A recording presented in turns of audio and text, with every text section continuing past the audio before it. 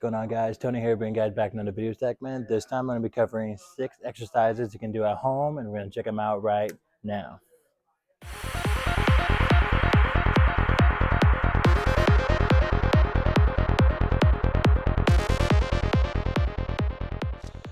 Okay, so the first exercise we're going to be covering today is known as sidestepping and monster walk stepping. So the only thing you're actually going to be needing for this type of exercise, make sure you guys have resistance band that's available for you. So the list of resistance band go in any sort of color, but the color actually ranges from the lightest all the way to heaviest. So if you guys want to know more about resistance band you can be able to purchase, my personal recommendations are in the description down below, so you'll be able to check them out. So, all right, so my colleague here is going to be giving you guys a demonstration about what sidestep is. We're going to start with that first. So my colleague here had the black band placed on him. You see that when you guys are wearing a particular resistance band, you want the resistance band to be somewhere like along the mid shin. Sometimes it's okay to be above the ankle, but you don't want to have it directly on the ankle because with like a possible like slip out. Nick is going to be doing a quarter squat, coming down, and then hands out for balance, keep himself steady. And then what's going to happen is that you can make sure his hip is stabilized with the torso, so therefore he can be stepping out the ankle and coming right back in. Here we go. Right back in, nice and easy. Come all the way through.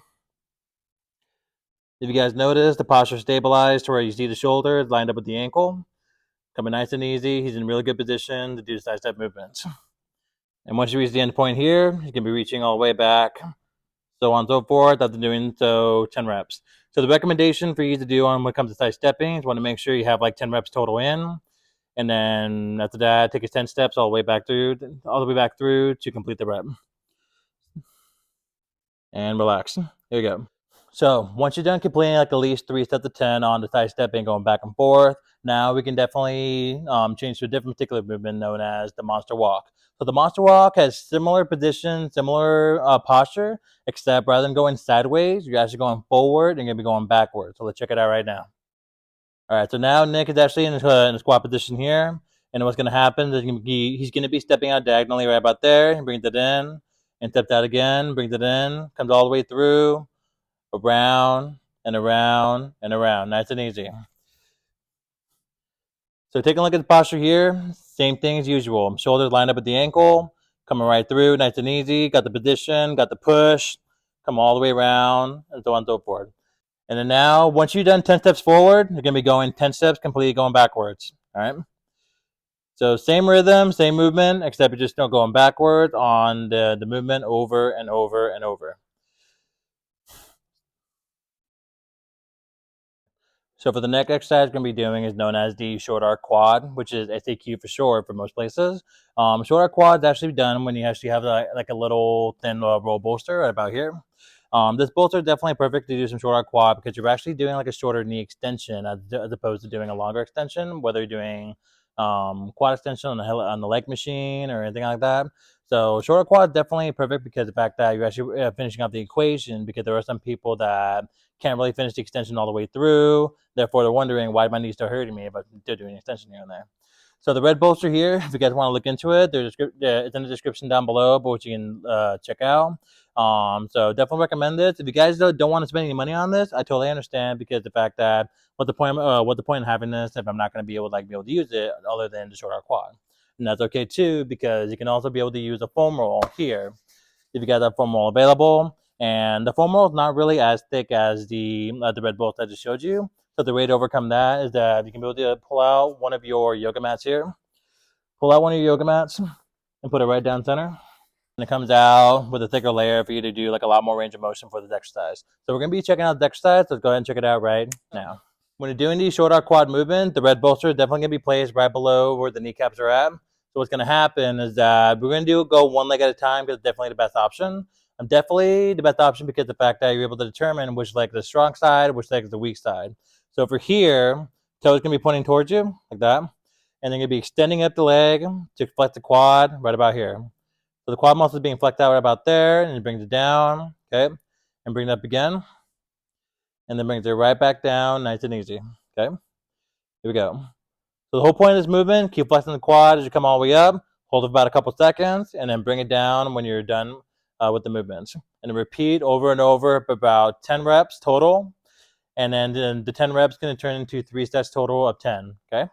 Now, if you guys have ankle weights at home, that's even better because the fact that you're able to develop some sort of strength levels. If you were to add ankle weights to your ankle and then do the short arc quad movement over and over. So we're gonna check it out now. So now the ankle weight is actually added to my colleague, so therefore he's actually he's going to be able to have like a lot more resistance added to his leg. Therefore, extension can be coming right up. Check it out right now. Comes right up, a lot more rhythmic, a lot more movement, get some strength building going in there. All right. And then within time, then the weight on the ankle weight can definitely increase to go from 10-pounder all the way to 12-pounder, 13-pound. But it depends on you, the individual, and what your certain capacity is and what your pace level is. So I highly recommend going with what you can go first before you force yourself to do anything heavier, because otherwise that's not going to look right. So for the next exercise we're going to be doing is known as the Sidelying hip abduction adduction. Very suitable and beneficial, especially when it comes to working on the IT band part of the leg. Because usually when people have like bad knee injuries, they often say, "Oh, my IT band's kind of hurt, my side leg kind of hurt." Usually because the fact that it gets like a lot more tender within the side here, and that's what causes like a certain amount of sensation within the knee. Therefore, it kind of restricts some particular movement that they have whenever they're walking, running, or doing any particular exercise whatsoever.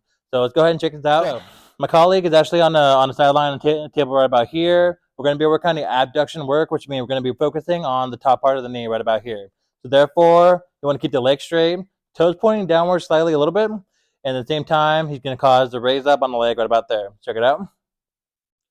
Right about there, and bring it back down. All right.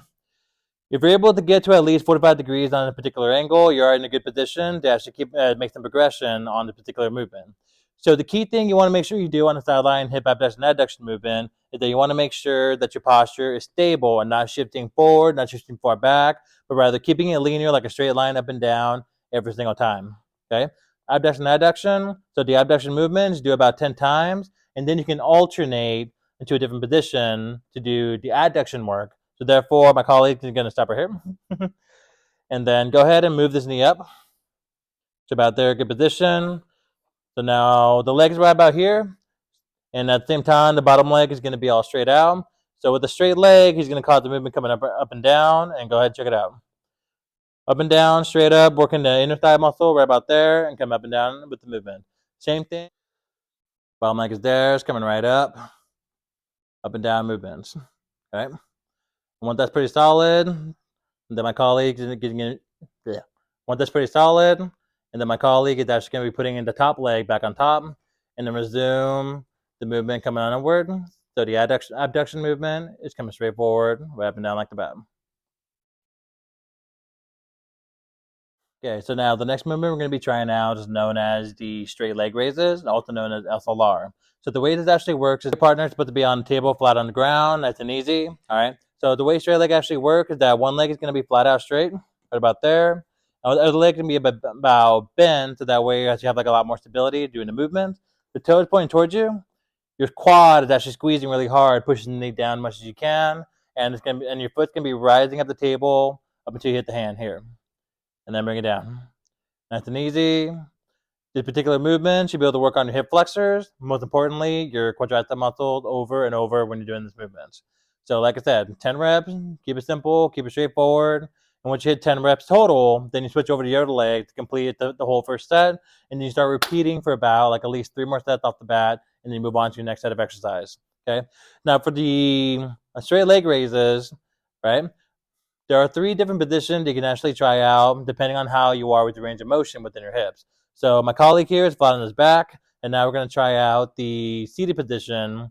And now this is known as the seated position that you guys can do whether off the table, whether off your bed, or it could be on the floor on your yoga mat. So seated position here. All right, he's in a comfortable position, same rhythmic movement, knees bend, other leg is straight, toes point towards you, and he's going to be coming right up off the table, nice and easy. Just like that.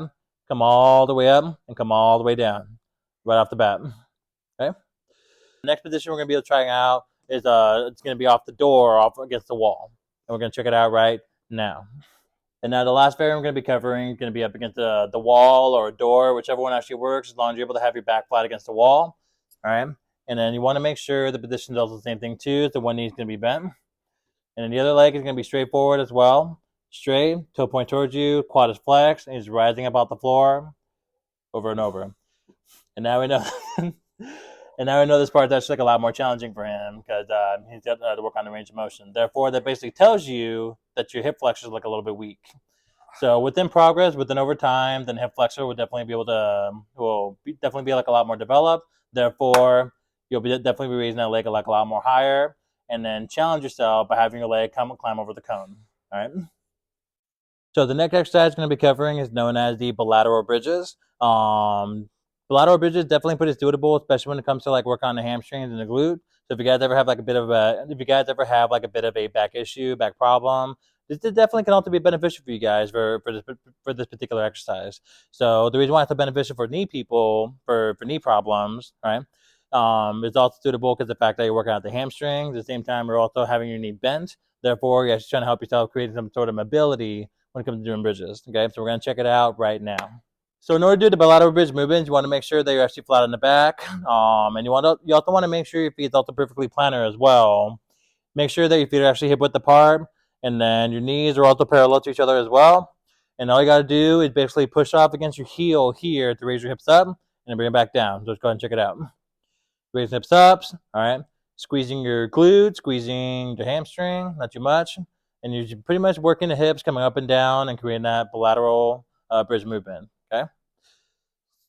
So once again, 10 reps, nice and easy, 3 sets, nice and easy, and then you're able to move on to different movement. Now, if by any chance the bilateral bridging is not even helping or not even working for you, you could definitely challenge yourself a little bit by doing single leg bridging to make it happen. So the way single leg bridging actually works is that you want to make sure that the feet are actually tucked in a little close. One knee is going to be straight, and you want to make sure that the knees are parallel to each other to make the movements. And after that, raise your hips up. Push off against the heel, come up and down. Nice and easy. Same rhythm, same movement, except we're actually pushing off one leg and not two. So this would be known as single leg bridges. Okay.